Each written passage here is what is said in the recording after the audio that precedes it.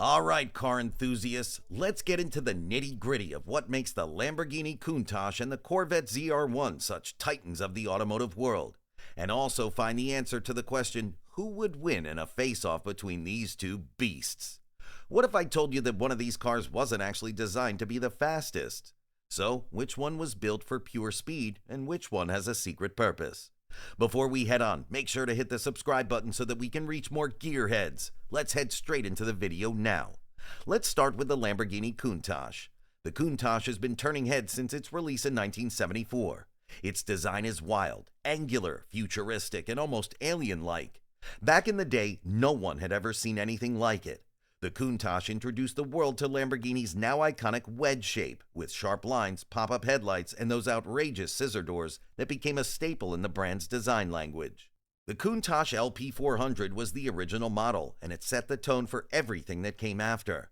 Lamborghini kept refining it, and by the time we got to the Countach LP5000 QV, it was a whole different animal. This variant, produced in the late 1980s, was powered by a 5.2-liter V12 engine, pushing out around 455 horsepower. Imagine that in the 80s. No turbos, no superchargers, just raw, naturally aspirated power. It could hit 0 to 60 miles per hour in about 4.9 seconds. Now, that may not sound lightning fast by today's standards, but let's remember we're talking about the mid-80s here. This was blisteringly fast for its time. What really set the Countach apart was its top speed.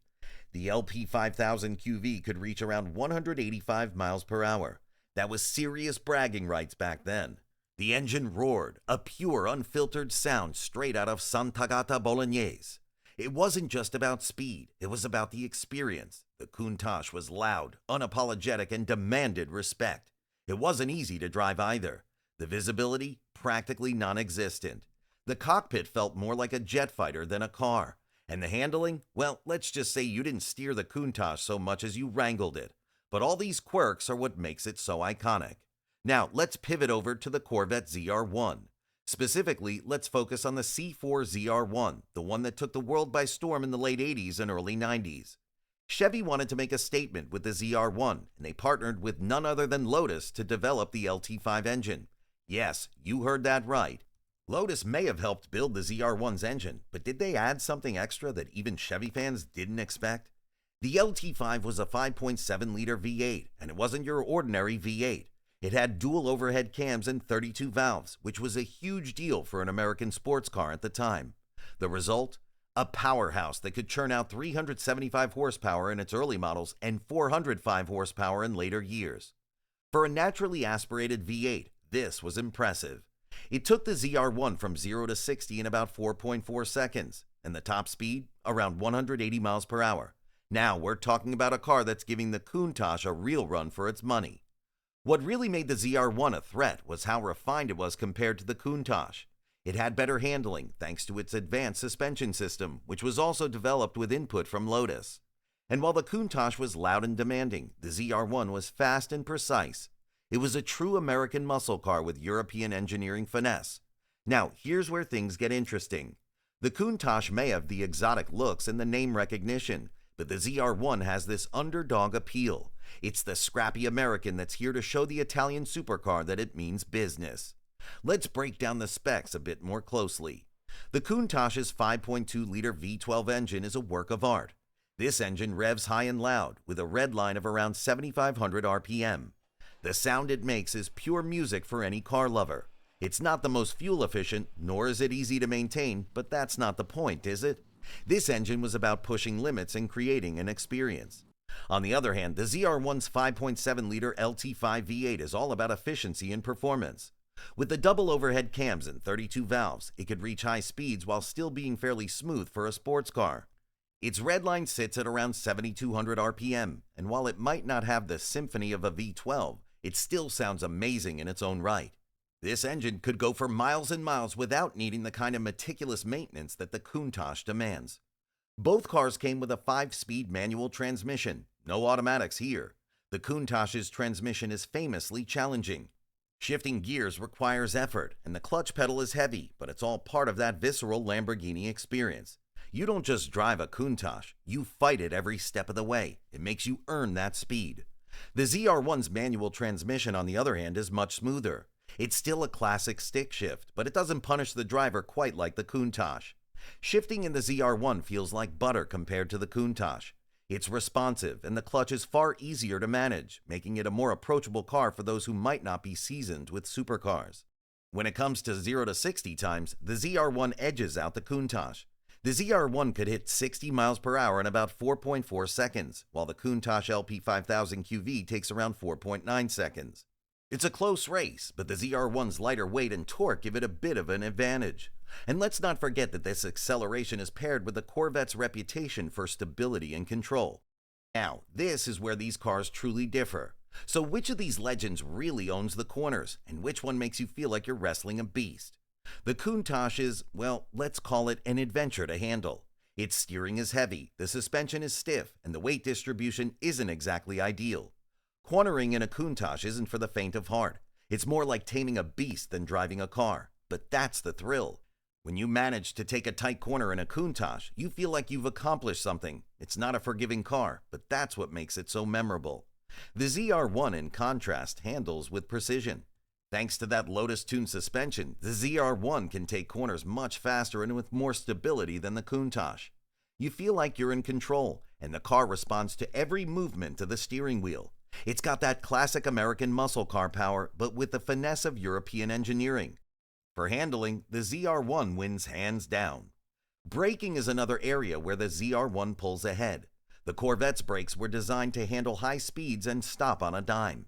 The Countach's braking system is adequate, but it lacks the same precision and control as the ZR1. Stopping a Countach at high speeds is more of an art than a science. You've got to account for its weight and the way it shifts under braking. The ZR1's braking, on the other hand, is much more controlled. It's designed to go fast, but also to stop fast, which makes it feel like a much safer ride when you're pushing it to its limits.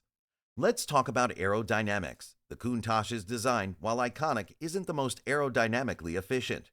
It's shaped like a wedge, which helps, but it's got all those wild angles and curves that create drag. And that massive rear wing, it looks cool, but adds quite a bit of resistance. The Countach was designed for style, not for maximum aerodynamic efficiency. The ZR1, on the other hand, has a more streamlined design. It's got that classic Corvette shape, but with some tweaks that help it cut through the air more efficiently. It's sleeker and less dramatic than the Countach, but it's built to minimize drag and keep the car stable at high speeds. Now, let's talk about price. Today, one of these cars will set you back 6 figures, while the other is much more affordable. But here's the twist. Which one has a cult following that no price can buy? Back in the day, the Countach was a symbol of wealth and luxury, with a price tag to match. Today, a well-maintained Countach can go for upwards of $500,000 at auction, sometimes even higher for rarer models. It's a collector's item, a piece of automotive history. The ZR1, while not as expensive, has its own kind of legacy. It was a performance bargain, a car that offered supercar levels of speed at a fraction of the cost. Today, a good ZR1 will set you back anywhere from $30,000 to $50,000 depending on the condition. It's more accessible, but it still holds a special place in automotive history as a car that defied expectations. Now it's time to discuss some stuff that might change your perspective of these cars. You might switch your opinions on which side you'd like to be on, or you might turn into a bigger admirer of the car you were rooting for. The Lamborghini Countach has been an enduring pop culture icon for decades. Its outlandish looks made it a poster car for the 1980s, and it graced the walls of millions of bedrooms, becoming a symbol of excess and luxury. One of the most memorable appearances was in The Wolf of Wall Street. The scene where Leonardo DiCaprio's character Jordan Belfort crashes his white Countach while under the influence is iconic, not only for the chaotic hilarity, but also for capturing the car's larger-than-life image as a status symbol. During its development, the Corvette ZR1 was given the internal codename King of the Hill at GM. It was a name that stuck because Chevy engineers and fans alike considered the ZR1 a muscle car champion, capable of challenging Europe's finest sports cars. Chevy even referred to it in some of their promotional materials as the Corvette from Hell. I mean, I can't think of a nickname more dope than that. What's your opinion? A little-known fact is that early Countach models, specifically the LP400, featured a unique periscopio roof design. This feature was Lamborghini's attempt to improve rear visibility by adding a periscope-like channel on the roof. Although the feature didn't work well in practice, it added a distinctive touch to the car's design and remains a point of fascination for enthusiasts. The scissor doors that made the Countach famous were actually inspired by jet fighters. Marcello Gandini, the designer from Bertone, wanted the car to have an out-of-this-world look, and he found inspiration in aviation. Little did he know these doors would become one of Lamborghini's most iconic features. Did you know the Countach was the muse for a Pontiac concept car? Pontiac's 1988 Banshee prototype was modeled after the Countach, borrowing heavily from its low, wide stance and sharp angles. It was Pontiac's attempt at bringing Lamborghini-level design to American roads, though it never went into full production. The ZR1's aerodynamics were ahead of their time, helping the car achieve remarkable speed while staying stable.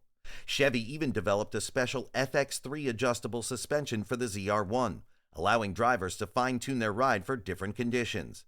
This tech was groundbreaking for the late 80s and contributed to the car's legendary stability at high speeds. To prove its mettle, the ZR1 was tested on Germany's autobahns, where it reached speeds above 200 miles per hour. This was a massive achievement, as few American cars had ever been pushed to such extremes on European roads.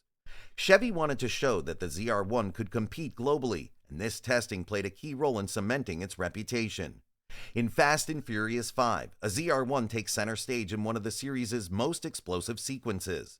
Though it's a newer model, the ZR1 still pays homage to the original C4's legacy, showcasing the Corvette's lasting appeal in high-octane Hollywood scenes. In a race, the Corvette ZR1 might just edge out the Lamborghini Countach in terms of pure speed and handling. But there's something about the Countach that makes it feel like a legend. It's raw, loud, and a bit unruly. The ZR1 is faster and more refined, but the Countach has that magic, that charisma that just can. Now, you be the judge of it.